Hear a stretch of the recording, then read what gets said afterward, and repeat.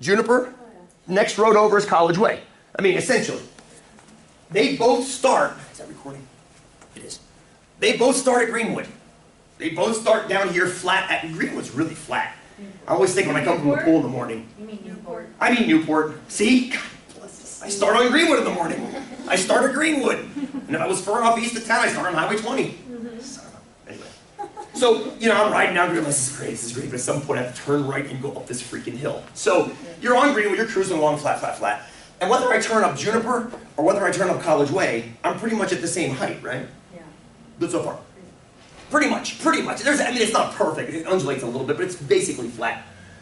And then, when you're up here, the height of Portland here is close. It's not exact, but it's close to the height of Portland on College Way. Close. It's not exact. I think it does go uphill a smidge there, but it's not a mile uphill. It's like maybe 20 feet or 10 feet or something like that. So, remember College Way's grade? Remember what the grade on College Way was? College Way, I'm going to move the camera so we can see this. College Way was 6%. Okay. Now it stands to reason, oh, you're having a hard time focusing. There we go.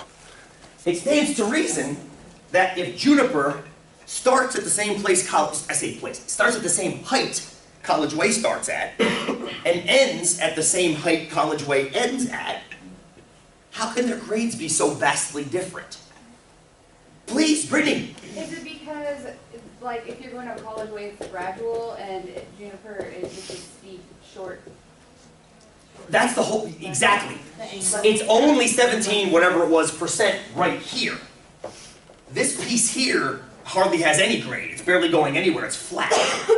So I want to tie the idea. I'm going to put this idea in your head now and come back to it at the end of the class. It's 17%, but it's only on the steep part. As Brittany said, College Way is basically 6% consistently all the way down. For every 100 feet you're going this way, you're dropping 6. You're going 100, you're dropping 6. It's like you're traveling along the line. Whereas Juniper, it's like, ah! It's like a log flume ride, right? You know, you steep, then you flatten out. But if you were to put those two roads side by side on top of each other, like on a side view of them, it would look kind of like this. Okay? So here's, let's call this Newport. And let's call this Portland. You see that? Okay, it's okay. So we'll make College Way red. Okay, College Way, we'll make that red. College Way does essentially this. That's way steeper than it actually is, but that gets the point across. So it drops 6 somethings for every 100 somethings that it runs. And now somethings you might think I'm being a wise guy up here calling it somethings. Why am I calling them somethings? Any unit will do. Feet, inches, miles, meters, millimeters. Angstroms, that's a measure of something else, I think. It doesn't matter. As long as you're consistent, it doesn't matter what something you use. So now, Juniper does something different. Juniper does something different. It starts essentially at the same height that College Way does. We'll make Juniper blue, shall we? But what it does is essentially it does this. And then it does that. So do you see the overall height change versus run change is the same as College Way. It's just much more variable.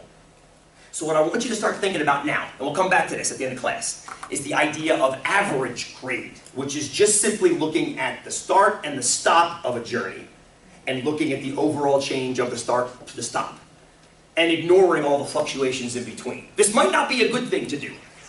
This might not be a good thing to do, because somebody might ask you, well, which road should I run my bike up, Juniper or College Way? And you might say, it doesn't matter, both 6%. They might not like you very much if they decide to turn up Juniper first, yes?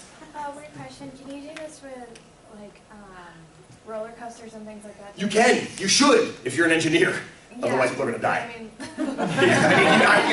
You should. You should be doing this kind of stuff, absolutely. because with that, Kingdom Con in Six Flags in New Jersey. It's the steepest and fastest roller coaster in the world. Interesting. When they first put it out, it actually killed people. Oh, is that the one that does the loop and then up and then the loop and then back? Yeah. Yes, I remember that one. Actually, and I was always curious to find out what percent actually. Email me to remind me, we'll make a quiz out of it. Okay. That sounds like an awesome quiz idea.